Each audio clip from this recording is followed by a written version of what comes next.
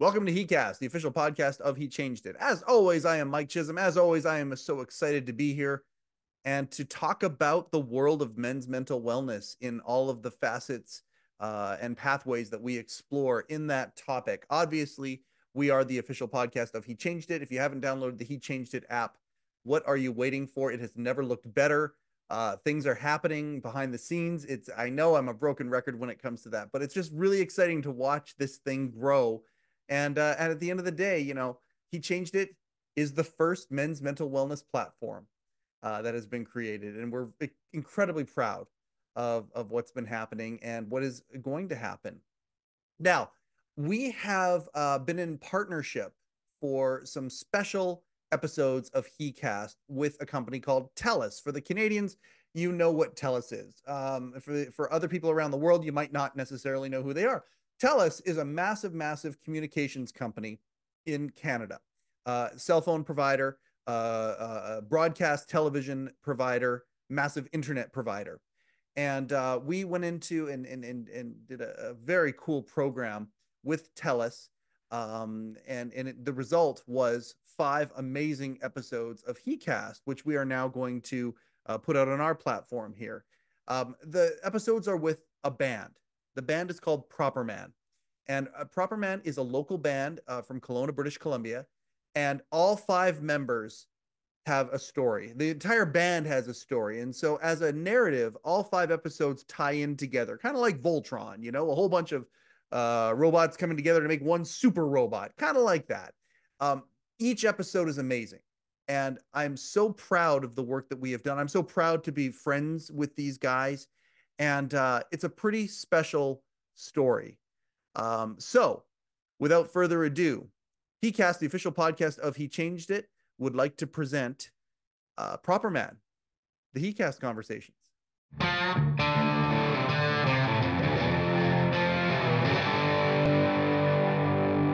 Welcome to heCast, the official podcast of He Changed It. As always, I am Mike Chisholm. We are in the 5-part heCast presentation of Proper Man, the heCast Conversations, and Justen Gordon is the drummer for Proper Man, and Justen Gordon is a force of nature. He just is. I adore this guy. The energy that he has, the thoughtfulness that he has, the knowledge that he has.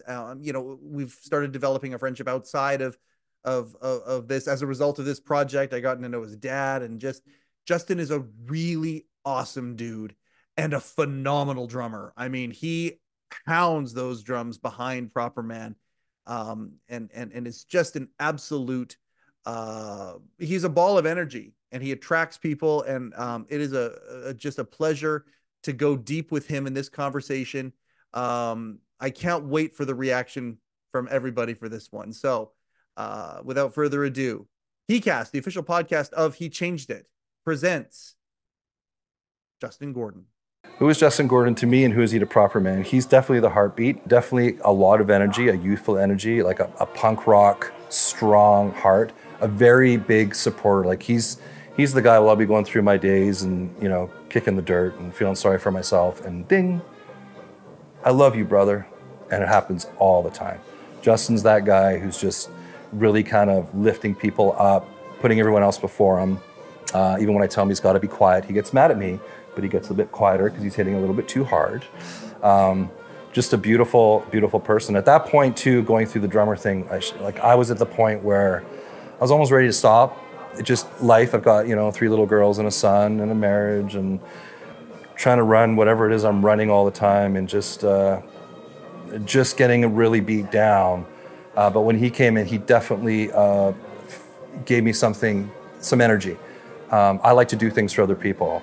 And seen him come into the band and falling in love with the band and watching the band all lift up, it gave me the energy to put a lot into it to keep building what I was doing for them, because that's where I get my energy, is helping other people have fun or build them, right?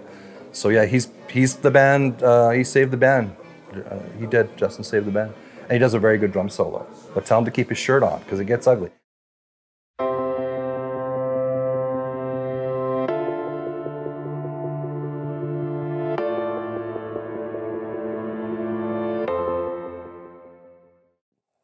Drummer. Yeah. in a band Yeah. founded by 2 drummers. I know. To accept that when they brought me in was, I don't know if it was the gin and tonics or if it was just maybe, I was really wanted to get back into a band. It was. Do they give you notes? Like, do they like, or was it just one of those things where the audition process of who we're going to put behind that kit was just a couple different magnifying glasses and all that? And when they found you, that was it, or was there rough water along the way? It's a kind of a weird story. I'll give a Reader's Digest because I also want to protect those who came before me in the band. Sure. Not that they need protection. It's just that. As you heard, the line was on stage is, Travis and I are assholes, and all these other drummers quit. And there was some ins and outs. When Proper Man started 7 years ago, and Petri can talk to you more about this, and Jay can talk to you more about this, it was really Petri and Jay getting back together and spending time together and just making music. And so Proper Man never really had this identity of like, oh, we're going to be a band that's going to play shows. It was always like just a place to write music. But slowly but surely they got a few guys in the band, and all of a sudden it's like they had a band. But these drummers, for various reasons, and I know all of them, some better than others, and they're absolutely wonderful people. Like they really are. I know it almost sounds like I'm putting it on, but they really are. All these guys are A-class musicians, A-class people. It just didn't work out for one way or another. Yeah. I know that sometimes, and this is just, I don't know if this should be in the interview or not, the speculation, but I know some drummers just want to do more jamming top 40 stuff. They're not really, when we perform, I got a computer up there and there's backing tracks, and so we're on rails the entire song. Yep. Like there is no room to be loose or be, maybe spur of the moment, change some stuff up. So maybe that was it. I don't know. Maybe it was. Maybe Jay is right. Maybe it was they were just assholes or something. But for one reason or another, it didn't work. Now, it was late March in 2019. Yep. So, and Nori texted me, because Nori and I have known each other. So, Slim Where's the connection there? Where's Nori the connection and I started at Wentworth Music, teaching drums in 2006. Yep. So that dude and I go way decently back now, 18 years pretty much, right? So, him and I just formed into just being best friends. I'm very, very close with him and his brother Neil.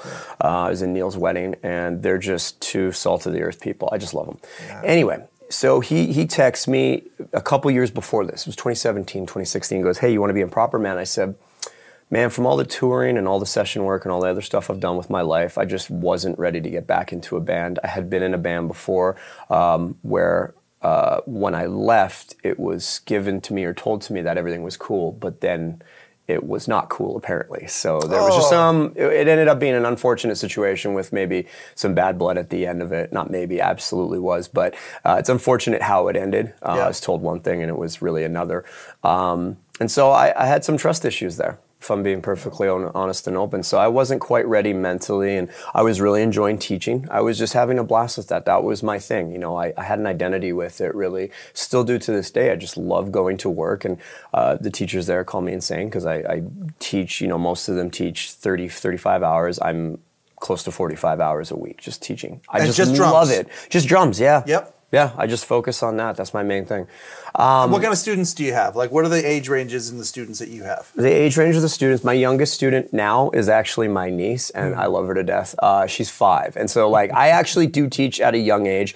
A few things that I've learned over time is just how to teach kids at a very young age and be able to use color coordination with notation so that they understand the notes. The notes aren't just these boring things on a line anymore. Yep. It's like, ooh, pink is snare drum. This drum, and yellow is crash, and different colors. So from 5 to 5 well into even some of the more advanced classes, sometimes it's just easier to read that way. But my youngest is 5. My oldest student is 68 years of age.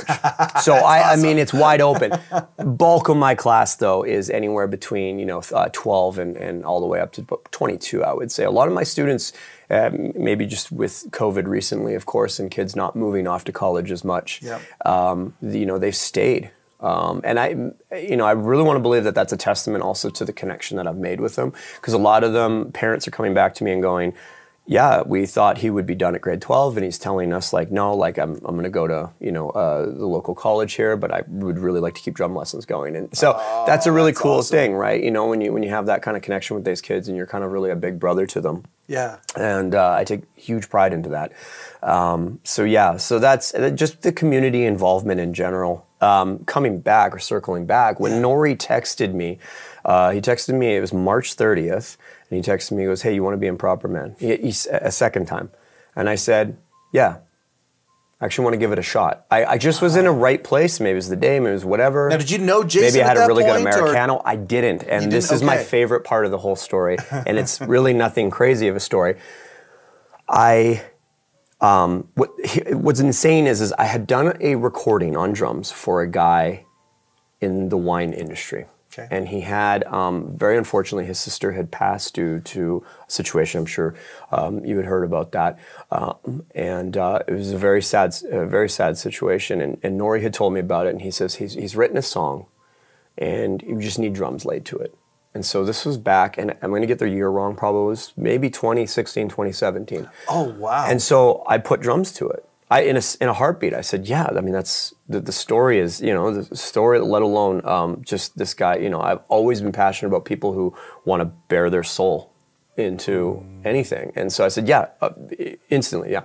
Laid drums to it, put the track. Little did I know that was Jason. Wow. And so I meet Jason. We put the two and two together. But he knew it was you that laid the drums for that I believe song, so. right? You should actually ask him. I'm pretty sure he did, because this guy knows everybody, right? Like Jay's that guy, right? So we go literally just over to Brown's Social House. He goes, hey Justin, Jason, wanna meet you face to face. 45-minute lunch. I was in the middle of one of those crazy days, just like working 10 to 9 type of thing. Yeah. And it was 45 minutes that changed my life. I had never connected with a person, and I connect well with people. I do find that I do connect well with people. Yeah. Pride myself on that, because I feel like that's important, because we only get so many days on this earth. And plus, when you're teaching, when you're like, how important is it? Sure, you're in a band. Like this is part of this is the idea of men's mental health. I love the idea of talking to a band, because at the end of the day, you've got all these different perspectives, all these different personalities, these different things that when you mash them together well, it's harmony. Yeah. But what's the opposite of harmony when it's not like that, right? Like relationship 100%. Skills. Yeah. So 1000%. And Jason is a connector too. He connects with people too. So very much is. I can imagine that lunch would have been it was just the three of us. It was just Nori, Jason, and I, and it was just, the connection was just, it was crazy. He just comes in, and I love him to death. He's like one of my favorite human beings. He comes in, he's got this like very burly like old sweater, and he comes in with his flat cap. And again, you got to remember, it's like I've been told like, guy owns all these wineries, and he comes wine in. mogul is about to... kind of, right? Well, and that's what people, because I did look him up a little bit. I want to know who I'm meeting and who I'm talking to. Yeah. You know, being an academic, I do my research. So I come in, and he just comes in. He's got these tattoos, and he's just got these things, and I'm just like, this guy's just like the most down-to-earth person I've ever met. Yeah. Anyway, I just connected with him. It was like, I don't know, just like our minds, our hearts just went, and it was like, I left there going, I am 1000% in that band. Wow. A few weeks later, we had a rehearsal. Yep. And let me tell you, like I've done rehearsals for artists and done tryouts to be on tours and played all these big things in studio session work in LA, for instance. I've done all of that. I've never been so nervous in my life for an audition because it meant something different. It was almost like I wanted to go in to respect Nori and respect Jason. I find out later when I get there, I'm like, oh, Travis actually was a part of a church that my wife had gone to for years. So Kristen had known him forever, and he had been a big player in the scene and stuff, and we had crossed paths a few times. And it was just like, I'm like, are you kidding me? Like, the only guy I actually had to fully meet was like Petri at the end of the day. And even that guy just was at his house last night. It's just like, when you talk about all these different personalities in the band, everybody in this band specifically would run in front of a bus for each other. And I know that's usually a dank way of explaining it, but it's for me, it's more of the chemistry is so genuine and so easy. Do we have our arguments? Yeah, most of the time it's just around song parts when we're putting our tracks together. That might be the most, but it's always just surface stuff. It's never like, nobody ever makes it personal. Nobody ever, because when it comes to the personal side of it, we're all there to look out for each other. At the end of the day, if someone's hurting in the band or someone's voice isn't being heard, the rest of us rally and go, no, speak, because this is important. And Jason is really a master at doing that. To extend the point, even with shows and how we've built this and how we've put this all together, Jason will even get approval on certain shows from the wives in the band. Wow. Because he doesn't, and he's explained it very detailed to me, he says he doesn't want this to be a band where it's band first, family second. It's family first, band second. It's a very simple process, but man, I'm telling you right now, I don't think there's a single band or artist out there that's doing, and if there is, forgive me, because I'm not trying to hate, I'm just saying, like, I had never seen that in all of my years playing, whether I was playing for a solo artist or whether I was playing in another band. I just never seen something where it was like so simple yet so consistent. The communication is very good with us. There are, again, there's sometimes, Jason jokes that we do need a band manager, because I think it's getting to the point now with doing all of these shows and doing these new tracks. And there's a momentum happening for this band. Well, and that's just it, right? He wants to make sure that it's all in front of us and it makes sense. But this whole thing, I mean, he went out of his way to put our wives' pictures, got a photo shoot with them all, and our wives are up on the wall. Like, little things like that carry a bigger weight than anything musically. So when I get up on that stage, when I sit down and I put the first metronome on that TM6, when I hit that first note, and we're all bobbing back and forth because we're all freak shows, right? We're all a bunch of weirdos, and we're bobbing back and forth. I lock into this thing where I'm going to war with my 4 brothers, and we want to give every damn person in this room the time of their life. I will never show up and play a show half-assed, because if I do that, I shouldn't be in music.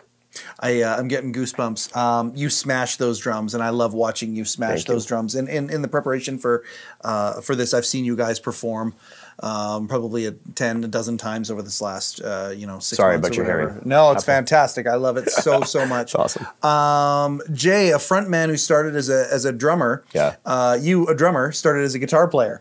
Okay, so when did you know you wanted to be a drummer? Obviously, we're all in our progressions. You know, we try little things, and they lead to other little things that lead to other little things that lead to the gold mine, to where we feel like we are. When I watch you on that stage, I see you being you in a purest form of some sort. We all have our different purest forms, husbands, fathers, whatever. Yeah, for sure. But I see you, and you are literally being you in your purest form. It is very obvious watching you perform that's you just turned up to 11. 11, right? Yeah, totally. When did you? How long did it take to go from guitar over to drum, and then to be locked in and going, okay, no, I want to really go for this? So I would have brought my mom to this interview, and she could have told you a bit of that insight, because the truth of the matter is that woman is one of my favorite people of all time. She's a saint.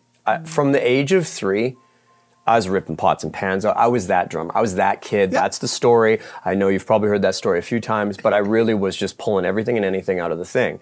Which is funny when, Dad got me this, and it was great. It was that Fender Red with the white on pickguard Squire guitar. I was like, that was it. And for a little while, I was like, man, this is really cool. Like, I could do stuff, and I got into it, and I was like, I'm not feeling this. And probably because I couldn't smash it.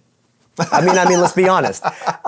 So my dad, when he pulled out this kit, now this kit was I think it was 1973 Ludwig drum kit. The toms used to be old double snares. I mean, this drum kit was trash on trash. That being said, it was mine. When he put that in the room, my dad, both my parents, absolutely loving. I grew up with everything you could ask for, with love and care and attention and everything else. I'm very fortunate. I know, being in the industry I'm in with teaching, that's just doesn't happen as much as it absolutely should nowadays. So my dad caught on pretty quick, wasn't vibing with it. Okay, that's cool. let's get in this drum kit. This is all we got right now. We didn't grow up with a ton of money. What we had instead was values and love and everything else. And so that's where, for me, that was way better than any, I had friends in $1 million mansions and they had way less than I did. Yeah. The way I look at it. And that's always the way I've looked at it. There's been a theme along this so far already. The ability to recognize and to hear each other. You talk about it in the band. We want to make sure that the people in the band hear. Yeah.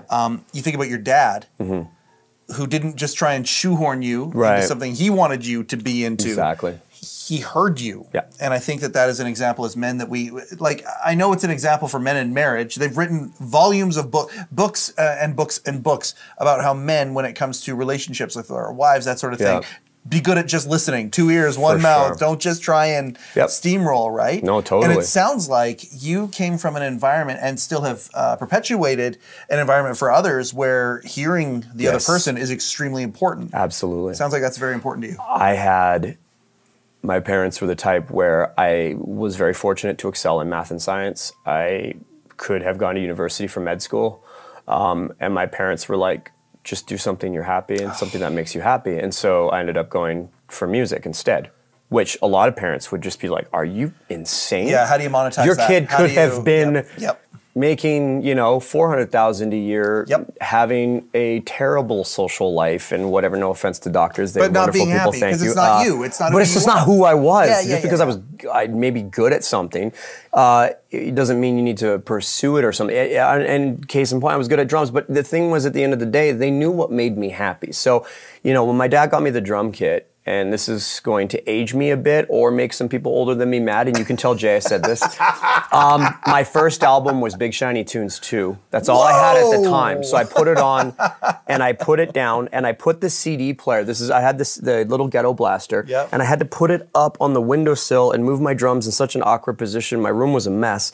Parents I'm cool with it, I hope. But I had the ghetto blaster right next to my head, and this is probably where and I'll never forget Song 2 by Blur. Awesome. And I'm just like, I'm like, yes. And it was just like, at that point, it was off. And then it was album after album after album. And it was just nonstop. In Salmon Arm, which is where I was at the time, growing up. Small town British Columbia. Yep. Not really any music teachers. I had some band teachers, a couple guys that were really nice guys, but I don't know. They didn't really do much with the percussion side of stuff. It was always like, oh, you're insane. You go to the back there and play some drums and hit a triangle or something. And so it was really just self-taught right off the rip. So the first I'm trying to quantify. It's been so long now, trying to figure this out. Maybe the first 8 years of my life was just all self-taught, just nonstop. Now, my dad was in some churches and organizations and stuff, and I did get opportunities to play with churches and bands and stuff. And because a lot of good musicians inside some of those churches too. 100%. Oh, 1,000%, really. So that was really where I got my start to play, and it was like I just loved playing. Yes. I do not find myself, and I don't know if this is too much information needed or not, I don't find myself a religious person in any way, shape, or form. Yeah. I'm really I'm anti-religion in a lot of ways, because I feel like people should have free will to choose for themselves and be who they want to be. It just doesn't fit in line with the rest of my thinking. I will say this, though. My parents always understood that and never pushed that on me personally. So it was always a safe place for me just to play, whether it was rock music or maybe like Newsboys or DC Talk, which was some Christian rock, which they were cool with either. They were always just supportive. At the end of the day, so my mom was the biggest saint in the world, because she was like, she would just be like, yeah, just play. So when I'm talking about playing, remember, I'm good at math and science in school. And I'm half decent at English. So I would have my homework done most days coming home. So when I came home, I was just like, Mom, I'm done. Boom, down to the room. And it was like until dinner, and then after dinner until my parents were like, literally, you got to go to bed. And I had an acoustic drum kit. So again, the patience on that woman was insane. So, but it was what built the foundation for my ability to play with music. And even in my own teaching plot now. I know that reading sheet music and learning drums in both ways is very important. I try to be like I always want my drummers to be a dual threat drummer where they can read. The theory and the ear? The theory and the ear. Yep, yep. Because it's like learning, if I went and learned Spanish tomorrow, but never spoke it with anybody, never went to Mexico or Spain and never applied it, why would I learn the language? Yeah. What's the point? Yeah. So same thing, music is a language. If you're going to learn it, you're going to spend that much time doing Rosetta Stone, taking lessons and all this other stuff with drumming. Why are you not exercising the point? And then on top of that, I find, the passions with it that come. So and I was going through all these different bands and I just couldn't stop playing. My auntie on my mom's side, she gave me a couple Prince records. And that was the first time I heard John Blackwell Jr., which is one of my drumming idols. And it was just like, I was like, yes. And so I was very diversified due to the church, playing gospel stuff, due to my parents cool with me playing any kind of grunge rock, right? Because it was right in the 90s, baby. I was living and alive in the 90s, right? Right in the pocket. Yeah, exactly. And then having that side of like Prince and listening to like more session type music and pop. Man, looking back at it now is super fortunate because too many people I talk to or teach, they got blinders on. Oh yeah, and anything outside of metal sucks, or anything outside of pop sucks, or anything else. I'm like, okay. Well, it's one of the things I love about Proper Man. One of the things I love about Proper Man is that it's hard to throw you into any one particular genre or subgenre. You guys will play. Your style is you have no style almost. Yeah, it kind of was. I don't know if I would even word it like that. And the reason why was because the music list I got when I first started, and this comes back to that first rehearsal with them, I was kind of scared, doubly scared, because the music I had listened to, now had come out of some, like, I'd been on Vans Warped Tour with some bands. Yep. I had done a lot of, like, heavy punk rock and, like, even post-hardcore work with some bands. So for me to come out of that and go, this is like new wave, and the toms are triggered, and everything sounds. And their drummer previous to them was more of wording this correctly so it doesn't sound slanderous. He was just very much using the triggers. It was quieter drummer, more reserved in that kind of pocket feel with the it just fit the new wave thing a little bit more. Okay. Yeah. So when I came in, I felt a little bit.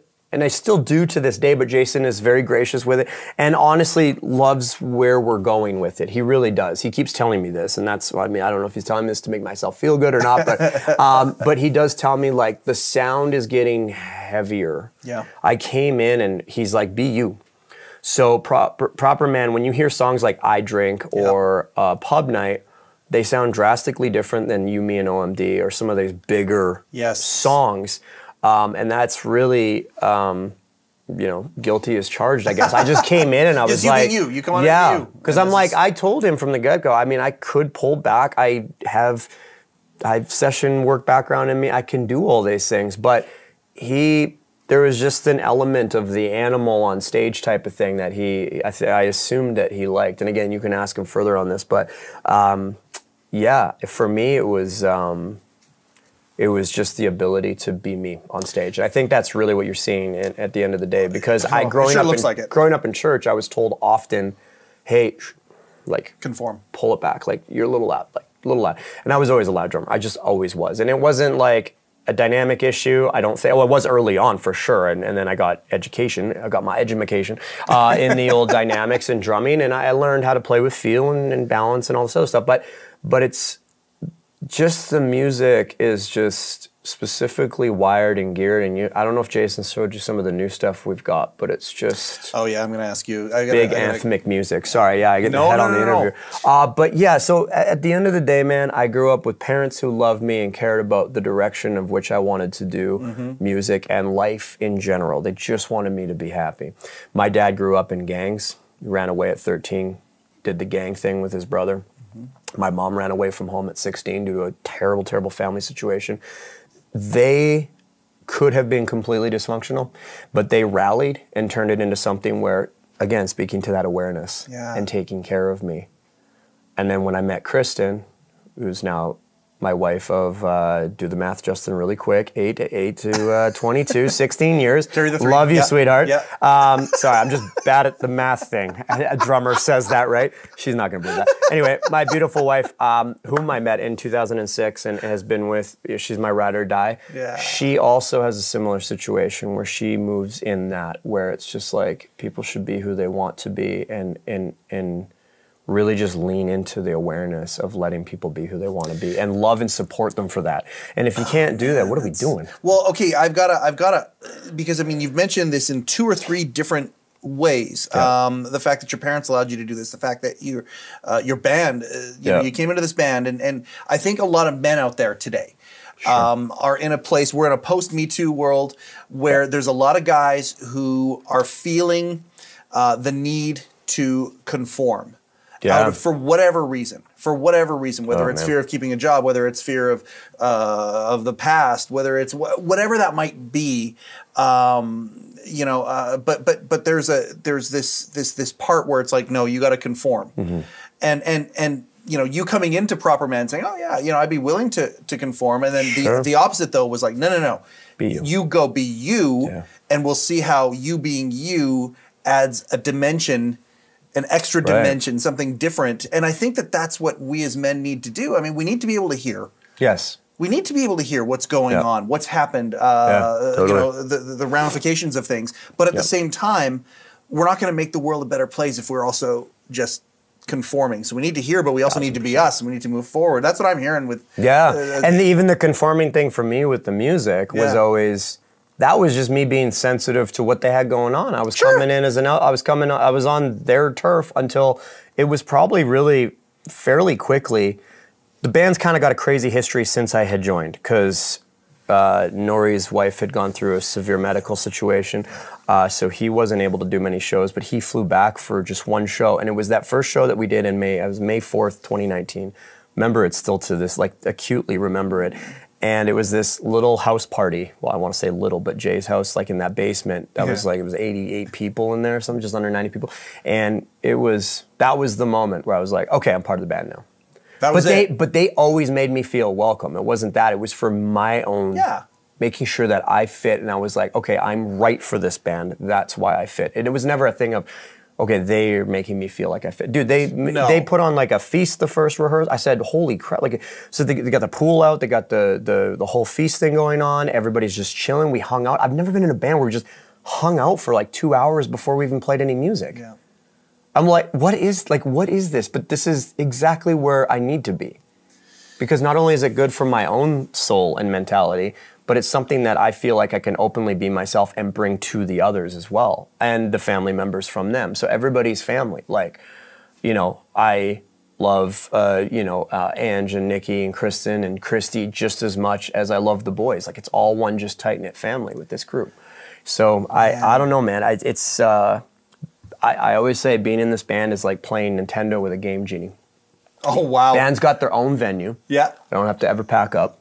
And any drummer out there, you know, right? I'm gonna leave my sticks back there. Yeah. This is the greatest home ice advantage of any for any band. I mean, come on, like, man, right? Yeah. And then, but here's the thing: is as wonderful as all this is, that's not even what I'm talking about. It's that chemistry and it's that family first, band second thing that we've been able to keep effortlessly and naturally through this whole sequence. And I don't know, man. It just gets me like borderline emotional because I'm. You know, and so again, probably coming back to this a lot because my brain will, but that's when I get up there. All of those things, I don't think of them acutely individually. They come in as one like thought and one ball of thought, and it's just like, all right, we're going to war. This is happening. I'm not leaving that stage until I play, you know, because in any given, if I play, we had a recording, I played 98 minutes the other night. We played 98-minute show. You know, I'll play, I don't know what the math would be on that. Probably close to like over 100,000 notes in a show. Yep. Okay. I don't know if that's like over or under, but I want to nail as many of those 100,000 notes correctly as possible. Why? Not because I come off sounding like God or perfect, nothing like that. No, because then it makes Petrie's job easier. It makes Travis's job easier. It makes, you know, Nori and Jason's job easier, and they're all proud of what they're a part of. And we all do that. As a band, you guys have been there for each other, and you are actively there for each other. Yeah. What are some ways that you've been there for each other? And you don't have to get too specific if you don't want to, but and is this part of that magic that you were talking about? You've been part of different bands and different, musical iterations for your whole life.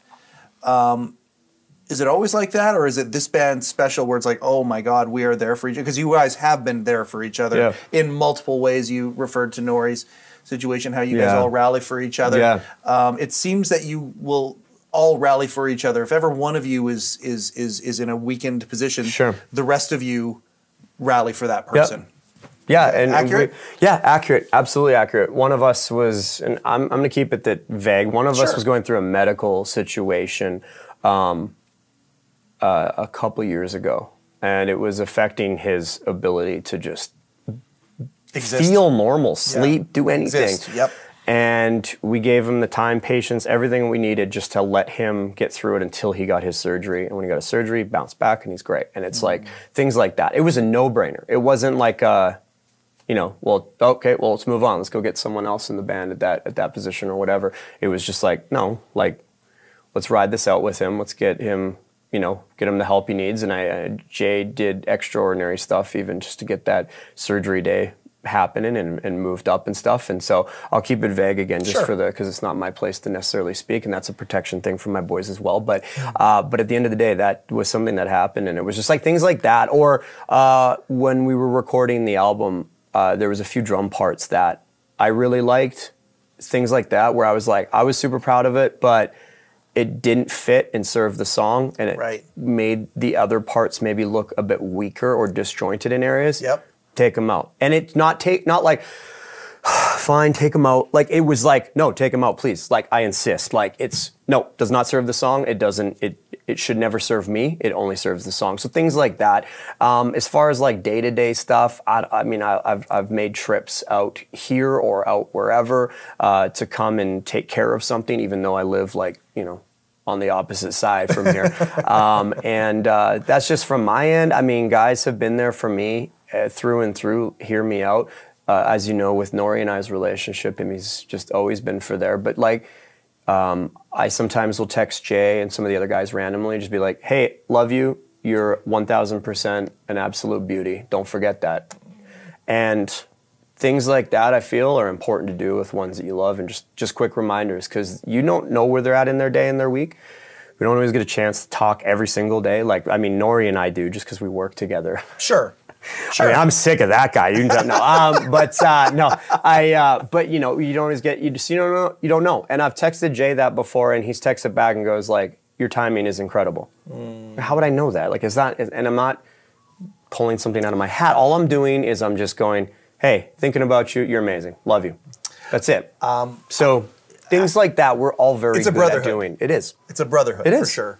I can't like imagine, and I don't know, we could never, I don't think we could ever add.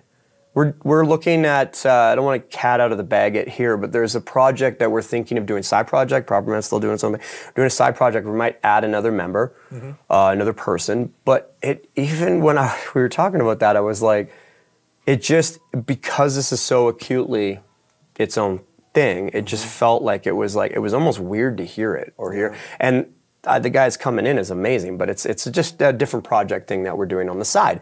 And it just kind of showed me like I could never imagine any single member being replaced or changed out. I'd feel freaking weird. Case in point, we shot a music video for one of our new songs, The Fort, the other day. Petri couldn't make it. He was physically like not in Kelowna. So we shot his parts without him, a lot of green screening and things like that. And then he shot his part separately. And it felt, I don't know, the shoot was great, but it felt weird. It was incomplete. And I know it sounds goofy, almost like, but that's that vulnerable thing where you need to be able to talk about that stuff, because that toxic masculinity thing where it's like, it's just one of your bros is gone, like get over it, bro. Like, don't sound, I don't want to say some of these words, but like, toughen up. Like, you don't need all your boys. I'm like, you know what? I love hanging with Petri. It felt weird. I didn't like it. If you got a problem with that, sorry, I don't know what to tell you. I feel bad for you, because then if that's the way that your brain is wired, someone's obviously affected you enough years, and I'm probably segueing this now into some of this this where we're at as a society. But yeah, you're kind of a pro. You're kind of a pro. Like, okay, so when they don't give me a mic, can you believe this? Like, I had no microphone back. I got ones for my drums, nothing from unreal. When we showed up that night, you guys were in the dimmer amber room, and Jason introduced and said, "Okay, there's this thing called He Changed It. It's being built here, and they want to do a feature on Proper Man, and just talking about the idea of men's mental wellness and trying to be an aid there, trying to be a solution, trying to be all these things. The band, I cannot articulate well enough how lit up all of you were 100%. And instantaneously in. What about what He Changed is doing, this whole idea of what we're doing here with this? What appealed to you guys so much about that? To you personally? To me personally, my whole life, career, and being as a human being is to be as kind and open and communicative with people as possible and make them feel like they belong. What is the one thing that everybody wants, right? They want to feel like they belong. Very much so. And that can so acutely play a role into where they are mentally. I'm saying it's the only thing, but it can play a massive role. You could have 1,000 friends and still feel lonely. You could be the loneliest man in the room, be surrounded by people like that. Absolutely. And so absolutely. It's unique to think that, like, without that, what do we have as people? What's inside of us? And then you take the very real situation outside of that is that the mental situations and hurdles that people have. Some of the closest people in my life have anxiety and depression or ADHD, which can drive on their anxiety and things like that. It's very real. And so when I hear people blow it off and go, oh, it's not real, I can't believe that we're just getting to this now in the last 10 years, let's say, or 5 years maybe, where it's like, no, we should talk about this. Yeah. Because, hearing some of these stories, I was moved. There was a local guy, I used to watch the Canucks, Corey Hirsch. Yeah. I don't know if you've interviewed him. Not yet, but his story is insane. Yep. And things like that. But could you imagine, like, and this is where I guess I am thankful for where I am now, and that's why I try to be such an advocate for it, is because when he was sitting on the edge of that cliff with that car, like, who was he going to talk to? Because most of the guys probably would have been like, this is kind of weird, bro. Like, you just suck it up. Like, we grew up in a suck it up generation. As someone who played hockey as a kid, I very acutely remember the suck it up generation. Yes. Oh, your head hit the back of the post and you knocked yourself, you're fine, get back in the game. Yeah. You go through this or you're going through some life stuff, you're fine, suck it up. And then people always parrot it like, oh, well, this guy has it worse and he's fine. Is he? Why are we comparing this to that person's situation has to be taken seriously, that situation. And it taken to the point where I just want people to feel comfortable to talk to me about stuff. If I've just met you or if I've known you for 1,000 years, I want you to be able to talk to me about those things. So for you to come in, when you're talking about He Changed It, I started looking at the app, I started to understand what you guys are doing. Yes, because here are the two most common things in the world. At some point today, we're all going to open our app, go to Instagram, Twitter, whatever, right? We're going to open our apps. To have an app and to have something that's so accessible to everybody that allows them, and I love, brilliant, by the way, at the beginning, how are you feeling? Like shit. Like it was like, that sort of thing, you know? And it was like that, but that's serious because if you were like, hey, how are you feeling? How are you? That toxic masculinity starts to like, no, I'm not doing this. This is something from the Women's Network or something. It's not that. We can be guys and talk about our problems. Yeah.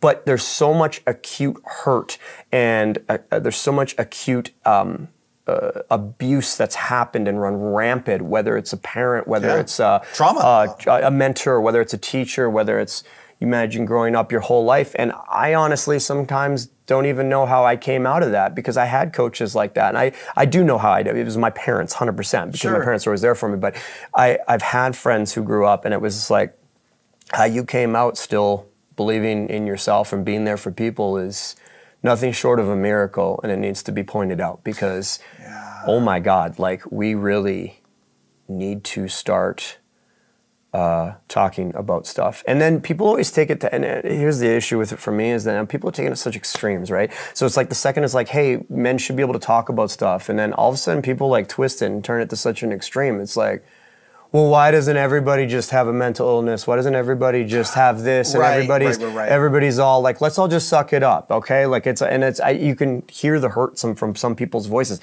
Unfortunately, these people are in positions of power because other people follow them. Like, I mean, look at the influencer generation where you got guys like Andrew Tate, and I'm like, why? Like, what?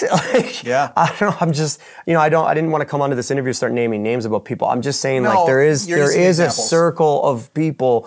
You can't, if you ever want to feel bad about yourself, just go on Instagram and search up like the regular posts, and you see what houses you don't have, what cars you don't own, what money you don't have, what house you don't have. You're missing a few abs. You don't have that girl, girl. You don't have this, you don't have that. You're not on a beach in Costa Rica somewhere. Like you just filled it violently with what you don't have. So if you're already in a bad place, or you're dealing with some stuff, and especially during a holiday season, the pressure and the impact on everything. I can't imagine how some people function. So to have an app, I think everybody needs to be aware of this app. And it sounds like a big sell, but it's really not. It just is a very honest place for me to come from, where I'm like, there's a few friends in my life who are no longer with me because they took their own lives that I know would still be here today if they had something like that. And that's a big statement. But I knew what they were going through, and as much as I reached out and wanted to reach out further and everything else, you can only do so much. And one thing my dad always taught me that was super critical is that you can only help people that want to be helped. They have to be in a place. But the problem with that is that, and not with that statement, but the problem then is people are so acutely hurt and abused that they don't know how to even ask for it. Mm-hmm. So to maybe have an app where they don't have to talk to anybody or admit to anybody an app that I'm going through some shit, I'm in the dumps, I'm going through some stuff, and a step-by-step guide to help them get back on their feet or find the help or at least communicate it to other people is everything. Getting it out, pouring out the glass, right? That's what we call it all the time. Like when the glass gets full of stuff, all it takes is one little drop to spill out and make a mess on the table. But if you have a place that you can empty it out, and emptying it out is so simple, but it's the hardest thing in the world because of some of the things that you've mentioned here. And I appreciate hearing this very, very, very much, because people will look many times at guys in a band. You talk about opening up that Instagram, seeing you guys, holy shit, it's amazing. But it's like, oh, that could never be me, and part of the reason why you guys were such a I just, there are no coincidences, and doing this feature on Proper Man, even the name of the band, the way the synergy, as I've learned about all of you individually, and then watched you as a cohesive unit as well. It's such a powerful metaphor, allegory, whatever you want to call it, for what things could be. Yes. And I mean, you've seen it on both sides. Again, the literal, you've seen the toxic side of being in toxic bands or toxic situations when it comes to music. 100%. But then you've seen it this other way too, where you've got this vulnerable place where you're all there for each other, and doing it right, doing it healthy. Totally. As we start to move towards the close here, the song Bloodless. Yeah. That's gonna be you guys haven't performed it yet. No. That song, what does the song Bloodless mean to you? Pushing through what life will want to constantly throw at you, whether it be small or large. You could compare, look at Nori's situation a few years back. Mm-hmm. Kristen's situation got so bad, and he is in a true traumatic and true situation of fighting through a very big and very real thing that anybody on earth would be sympathetic to. Absolutely. Your wife's mortality. Exactly. Which you guys have, again, talked about on stage. Yeah. And thank goodness we're on the other side of it now. Sure. And it's some good things to talk 100%. About and all that. The last night of his beard. Right. Fantastic. Yeah. But yeah. So you look at something like Nori's situation where anybody that's not a complete subhuman piece of trash would be completely understanding and be like, oh my God, people will rally, everything else. But as you go down, less severity, but still very real scenario, I'm not mentally doing well. I can't communicate it. I can't explain it, but I really need help and I feel like I'm drowning. There's an elephant foot on my chest. I can't breathe. I'm going through this. I can't see a way out. People become less sympathetic about it. And I'm not trying to slander humanity here or whatever, but you very much know that it's not, people aren't doing a GoFundMe for stuff like that, or rallying around people, giving sympathy, trying to bring, you know, what can I do? Can I bring you a dinner tonight? Can I take you out? Can I take care of you? What can I do? Yes. Bloodless to me encompasses whether you're going through something extreme like what Nori went through, or just as extreme but much quieter as to some of either the friends I've lost or people I've known that have gone, and what people are going through on a daily basis. And there's so much of us going through, and I think the age of technology and seeing this all the time, seeing what you don't have and seeing what you lack in life, is done in such a passively yet such an aggressive way, that you just feel like you're never going to get out of this blender, and you're getting sucked deeper and deeper, and your only way out is what, right? Yeah. So bloodless to me is like, you need to scream, you need to yell, you need to reach, you need to communicate, you need to fight, you need to punch a wall, you need to do whatever you can to fight, right? Because you cannot succumb and give to that. And for that to be a reality, you need to let somebody know, you need to communicate with somebody. To me, bloodless is that, because you feel the power of it. I haven't done many songs, like every song that I've been a part of from the band was about half of, maybe 60% of 40 Elephant songs. And a lot of the heavier drum stuff, you can kind of start to identify the stuff I've been, but this album specifically, I like the intro to it again. Have you heard it? Oh yeah. Yeah. Just like, I literally in the studio stood up and like just absolutely, like I just leaned into the drums, like trying to. The like first pop, like that. Just I beat them like they owed me money, right? Like it was all about that power. And Travis is such a prince with like knowing. He's such a wizard. He just knows how to get the sounds open to a level like it's like listening to Tom Lord Allergy, like record. Like it's just. The power and the drive behind this song, this thing needs to come out punching. I want a song that can resonate with people where they can punch, cry, scream, and just feel and express through it, live or in their own house or wherever in their car, but have an outcome where they can go, all right, I showed emotion to this. Yeah. I'm not slipping, because I think the most dangerous thing with mental health is when people become emotionless and people start to fade away and fade out altogether. It's not so much the people that are always yelling and screaming and boisterous about their situations. The people that get quiet, I've found in history where it's like there's that's when shit's real, excuse my French.